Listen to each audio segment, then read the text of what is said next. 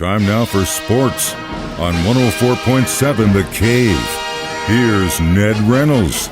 Mike, the intern, Ned Reynolds, in the studio. It's Thursday. We are a few short days away from the trade deadline. We got, 4 days left, 5-ish? Until the early part of next week, yes. You think the Cardinals are going to make a move? I would have thought they would by now. That's what I would have thought, too. But no dice. Interestingly enough, the Cardinals made a trip to Arizona, take 2 out of 3. We'll talk about that a little bit later on. But they took along representatives from the front office, the president and general manager, and representatives for Jordan Hicks, their top reliever. It was assumed then that the Cardinals were either, number one, working on a contract extension for Hicks, who is a free agent at the end of the year, or getting ready to trade him, one or the other. Nothing happened. So we'll see. There are rumors that the Cardinals would entertain thoughts of unloading Hicks, who's he's really developed now. He's 27 years old, throws the ball consistently over 100 miles an hour. Did at first have problems with his control. He's gotten that under control, so we'll see. But anyway, the Cardinals are back home. So far, nothing yet. There has been one major deal, and that is the Los Angeles Angels, and no, Shohei Ohtani is not involved. They traded a couple of their top, very prized minor leaguers in AAA to the Chicago White Sox for Lucas Giolito and Ronaldo Lopez. Those guys are both pitchers, and what that tells me is that the Angels are not going to trade Ohtani, let him become a free agent at the end of the season and see what happens, make a bid for them himself, and they want to get into the playoffs. They haven't been in the playoffs in over a decade. They are 4 games out of a wild card spot right now, but Lucas Giolito is an outstanding pitcher. The Cardinals were after him. So, indeed, will that be enough to boost them into playoff contention? That we're about to find out, but that's what the Angels did. That's the biggest deal. So far, no big blockbusters. Yeah, I haven't heard anything. It's been real quiet, but that's probably because we're all trying to save money right now, Ned. All right, are you surprised that the commissioner got a contract extension? No, not at all. Rob Manfred initially was hired by the owners. He is the boss of baseball, but he's hired by the owners, and he's backed by the owners. So to give him a 4-year extension until 2029, no, that was not a surprise. I think the owners overall are pleased with what Manfred has done with some of the radical moves he's made in baseball. There are some that are turning out to be pretty good. The pitch clock, I think, is a very good deal. It's hastened the games. The throwing to first base of 2, and you can throw over a third time, but if you don't get your man, it's a balk. So that, I think, has speeded up the game a little bit, and that's really what the owners and all of Major League Baseball wanted, because they were seeing a decline in attendance. That, who knows whether or not that continues, that decline. We'll learn more about that this year. But in regards to speeding up the games, that it has done, and the facts and figures are there. And Mr. Manfred has made other moves as well and governed the game fairly well. So, no, it does not come as a surprise at all.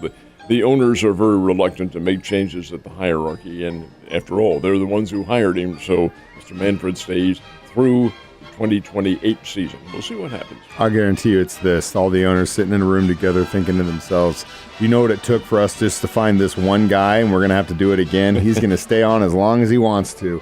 All right, so we've got college football coming up. There are some moves on the conference and divisional level as far as guys going to different divisions, conferences, and it's happening in Colorado. They're going to a new conference. They look like they're going to move again. Now, it certainly won't be this year and probably not next, but there is no time set for a vote that's going to take place today. The vote is set. The Colorado Board of Regents will vote on a measure for Colorado's athletic programs to move again, this time from the Pac-12 back to the Big 12. Colorado was, a 62-year member of the Big 8 and the Big 12 before they moved in 2010 to the Pacific 12. Well, the Pac-12 folks may be a thing of the past. Their TV money is way down. I think each of the teams gets $30 million in TV money, whereas the Big 12 gets about $60 or $65 million for TV money. Colorado needs this. They have Coach Prime in football now and getting a big ticket response for that. Whether or not they'll be any good remains to be seen, but nonetheless, Colorado is making a bid now to move back to the Big 12 Conference. When that would happen depends on the vote today by the Board of Regents in Boulder, Colorado. I suspect that it will be in favor of a move back. It's After all, that's where they were for 62 years and reestablish some kind of an allegiance there. But we'll find out a little bit later on today and when that might happen. So the Cardinals had one more dance in the desert yesterday. How'd they do? Won the game with 3 runs in the 7th inning and 5 more in the 8th. Beat the Arizona Diamondbacks 11-7. Who would have thought with Zach Gallen on the hill for Arizona, he's star player, all-star game starter for the National League. Who would have thought that 11 runs would win it? Of course, he wasn't around to see all of that. They took him out. But the relief corps got blasted by the Cardinals. Nolan Gorman, 3 hits, 3 RBIs, 2 home runs. Andrew Kisner had a big day. Cardinals were hitting the ball. I said to a friend of mine watching the game, I said, 11 runs for the Cardinals. How many of those runs would they like to have back tomorrow night, Friday night, Saturday night, and Sunday afternoon when they play the Cubs in St. Louis? The guy says they'd like to have a lot of them back. We'll see what happens. Anyway, be that as it may. Cardinals do get the win. They are 11 games under 500 with 59 to go, and they, of course, host the Cubs coming up in 4 games. The Cardinals are still 11 games out of first place in the National League Central Division and about 8 games out of a wild card berth. Are they ready to quit?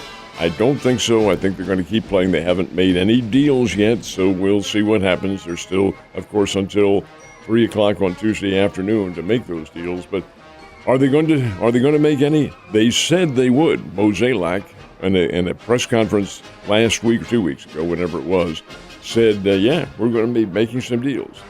Okay? Let's see if that proves to be a sufficient statement on his part. Wouldn't hold your breath. What about the Royals? Royals got beaten yesterday by a score of 8-3 by the Cleveland Guardians. And what else is new? Kansas City's still looking for their 30th win of the year. And here we are with 59 games to go. That's not very good. Springfield, the Spring Birds, went to Tulsa and got a 3-2 win over the Tulsa Drillers last night. That's very good. That series continues tonight, tomorrow, and Sunday. It's a 6-game series. And right now they are 1-1. So indeed, hey, Springfield Cardinals playing a whole lot better. Game 2 for the U.S. women's soccer team, and they are looking pretty damn good so far, don't they? Or they didn't think so in the first half last night, playing the Netherlands. And the USA was a big favorite over the Netherlands, but found themselves down 1-0. Ooh, 1-0 in a soccer game? Well, USA came back, did not win the game, but got a goal to tie it. And, of course, in soccer, you can end in a tie. In the World Cup, you can anyway. In pool play. Now, in championship play, you can't, but in the pool play, you can. So the USA ends up with a 1-1 tie with the Netherlands, and that gives each team 1 point. The first 2 teams in each of the pools goes on to the knockout round, which will begin in about 2 weeks, somewhere around there. This is all taking place in Australia and the New Zealand, and that's where the USA is playing, in New Zealand. So their next match is next week versus Portugal. But in this case, 1-1, USA and the Netherlands. I actually got some friends that are down there right now watching it, which I can't even imagine just going to Australia, let alone to a World Cup. Ned, you have a great Thursday. I'll see you tomorrow.